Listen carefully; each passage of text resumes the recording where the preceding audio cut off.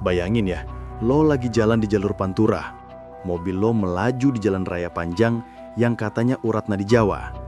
Tapi lo tahu nggak, di bawah aspal yang lo injak itu, ada ribuan nyawa rakyat yang dulu dipaksa kerja tanpa dibayar, sementara hasil keringat mereka cuma dinikmati para bangsawan. Yap, ini kisah kelam dari jalan legendaris yang dibangun sama orang Belanda bernama Herman Willem Daendels. Jalan yang katanya simbol kemajuan, tapi ternyata dibangun di atas air mata dan korupsi. Bagian 1. Siapa sih Daendels? Kita flashback dulu ke tahun 1808. Waktu itu, Hindia Belanda lagi di bawah kekuasaan Prancis. Napoleon kirim orang ke Jawa buat beresin pemerintahan dan pertahanan. Nah, orang itu namanya Daendels, dan dia datang bukan buat healing, tapi buat kerja rodi massal. Misi utamanya simple, tapi gila. Bikin jalan super panjang dari Anyer sampai Panarukan. Kurang lebih 1000 km, bro. Dari ujung barat sampai ujung timur Pulau Jawa. Tujuannya? Buat mempercepat jalur pos dan pergerakan militer.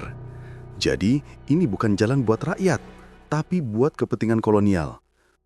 Bagian 2. Janji manus upah rakyat. Nah, katanya nih, biar adil, pekerja lokal dikasih upah 10 sen per minggu, plus jatah beras dan garam.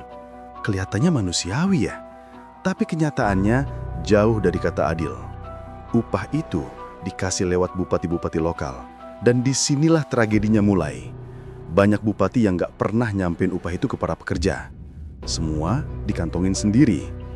Nggak ada catatan, nggak ada bukti pembayaran. Rakyat cuma dapat janji, sementara perut mereka kosong dan tenaga mereka habis buat gali tanah panas di bawah matahari. Singkatnya, korupsi udah eksis bahkan sebelum Indonesia merdeka. Bedanya dulu pelakunya pakai surjan dan belangkon. Bagian 3, jalan untuk siapa? Yang lebih nyakitin, setelah jalan itu jadi, rakyat kecil nggak boleh lewat sembarangan. Serius, jalan Daendels waktu itu cuma boleh dipakai para bangsawan pribumi dan pejabat Hindia Belanda. Rakyat biasa? Mereka cuma bisa lewat di pinggiran, jalan tanah yang becek, rusak, dan jauh dari layak. Baru belasan tahun kemudian, sekitar tahun 1857, rakyat mulai boleh lewat jalan utama itu. Itu pun setelah keluar keputusan resmi dari pemerintah kolonial. Bayangin, rakyat yang bikin jalan, tapi yang pertama kali ngerasain manfaatnya malah para penguasa. Ironis banget kan? Bagian 4. Ribuan nyawa jadi korban. Lo tahu berapa banyak orang yang tewas gara-gara proyek ini? Sejarawan mencatat sekitar 12.000 pekerja meninggal dunia. Dari Anyer sampai Penarukan, banyak lokasi yang jadi kuburan massal tanpa nisan. Terutama di Sumedang, daerah perbukitan Cadas Pangeran. Tanahnya keras, medannya curam, tapi mereka disuruh kerja tanpa alat modern. Banyak yang jatuh, banyak yang sakit, banyak yang nggak pernah pulang. Jalan yang katanya lambang kemajuan, ternyata dibangun di atas darah dan penderitaan. Bagian 5, sisi gelap yang jarang diceritain. Kalau lo lihat buku sejarah zaman sekolah, ceritanya cuma bilang Daendels membangun jalan raya pos Anyer Panarukan. Kelihatannya keren, efisien, visioner.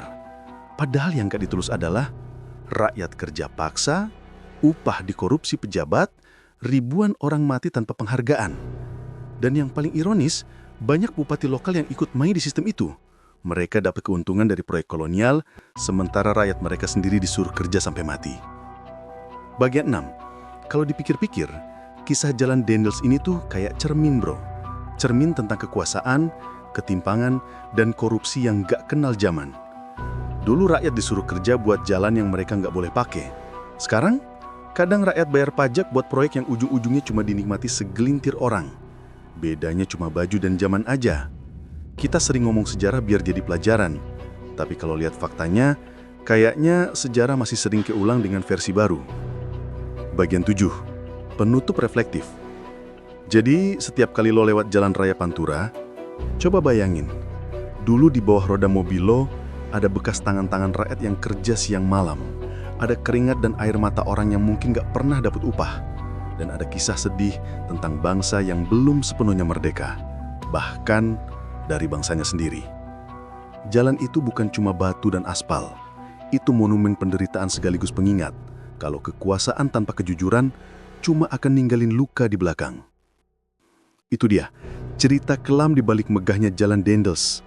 Sekarang lo udah tahu, ternyata sejarah nggak selalu seindah yang kita baca di buku.